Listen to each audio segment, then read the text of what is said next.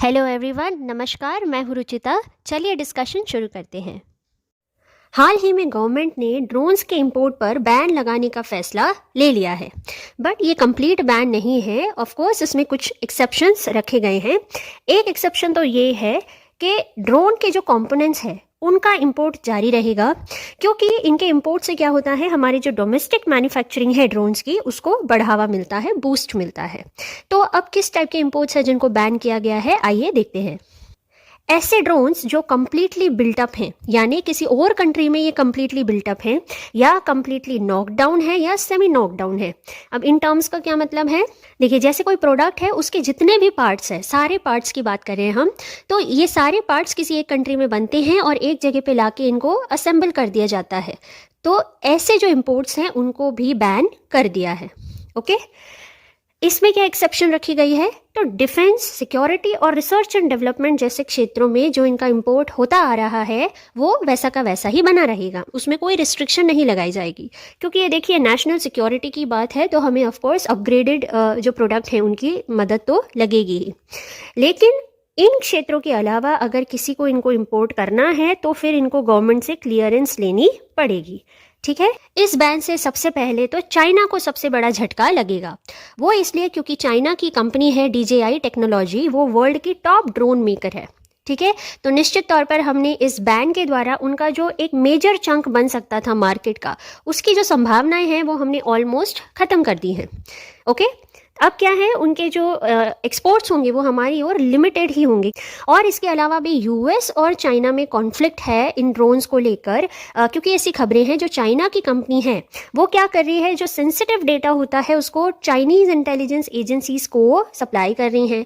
ठीक है, उनको बता रही है, ये सारी जो खुफिया जानकारी है उनको प्रोवाइड कर रही हैं। जैसे कि इंफ्रास्ट्रक्चर से लेकर फेशियल रिकॉग्निशन तक, पर्सनल इन्फॉर्मेशन जितना हो सके उतनी ज़्यादा जानकारियाँ इन एजेंसीज तक पहुँचाई जा रही हैं। और वैसे भी चाइनीज़ कंपनी पे आप बिल्कुल भी भरोसा नहीं कर सकते, जबकि हम ड्रोन्स की बात कर रहे हैं, क्योंकि सिक्योरिटी सेक्टर्स में ड्रोन्स का यूज़ होता है, तो ये हमारी बहुत ही संवेदनशील जानकारियों को लीक भी कर सकता है।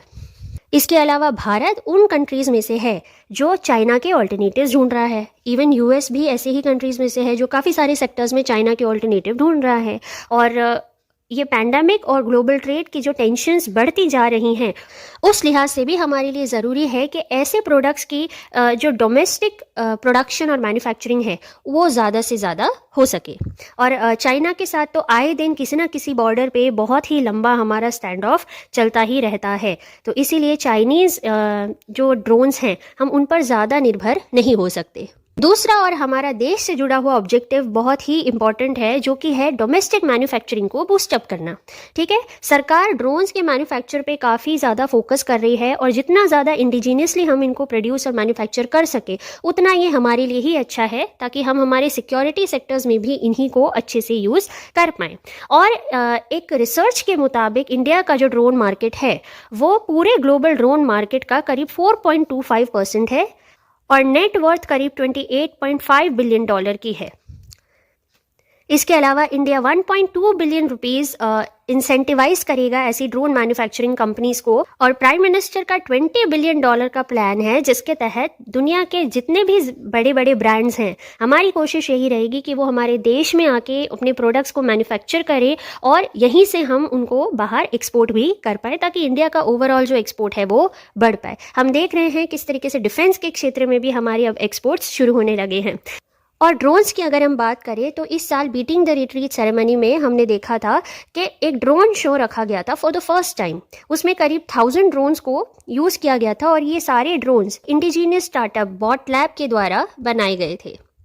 ठीक है, अब देखिए जो शुरू में हमने ये 3 कैटेगरीज देखी थी, completely built up, completely knockdown and semi knockdown, ये कौन से इंस्टीट्यूशंस इंपोर्ट कर पाएंगे, तो गवर्नमेंट एंटिटीज़ है, एजुकेशनल इंस्टीट्यूशंस है, और government recognised research and development entities है, वही इसके इंपोर्ट्स को जारी रख सकती है। उन पर इस तरीके की कोई रिस्ट्रिक्शन नहीं रहेगी, लेकिन वो भी उनको ऑथोराइजेशन लेनी पड़ेगी from directorate general of foreign trade.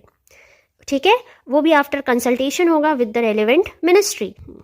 जो दूसरे ड्रोन मैन्युफैक्चरर्स हैं जो इंपोर्ट करने की इच्छा रखते हैं, उनको भी इसी प्रोसीजर से ये इंपोर्ट्स करने पड़ेंगे। इसके अलावा जो सिविल एविएशन मिनिस्ट्री है उन्होंने बाकायदा एक air space map of India को जारी किया है जो directorate general of civil aviation के डिजिटल स्काई प्लेटफॉर्म पर है, जिसमें अच्छे तरीके से ये मार्क किया है कि किन एरियाज़ में ड्रोन्स को यूज़ किया जा सकता है और कहाँ पर ड्रोन्स को यूज़ करने के लिए परमिशन की ज़रूरत है, और ऐसी भी जगह है जहाँ पे वो बिल्कुल भी ऑपरेट नहीं कर सकते।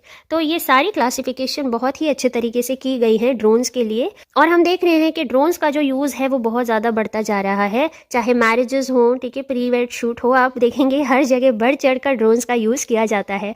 फिल्म्स की शूटिंग में भी किया जाता है, राइट। जो व्लॉगर्स हैं वो भी ड्रोन्स का यूज़ करते हैं। इसके अलावा बड़ी बड़ी कंपनीज जैसे स्पाइस जेट का भी ये प्लान है कि ड्रोन्स को मेडिसिन की डिलीवरी के लिए भी यूज़ किया जाए। तो ड्रोन्स का यूज़ काफ़ी हद तक बढ़ रहा है, तो इस पे थोड़ी बहुत रेगुलेशन भी ज़रूरी है। चलिए, ये थी आज की डिस्कशन। मिलेंगे नेक्स्ट इशू के साथ। जय हिंद।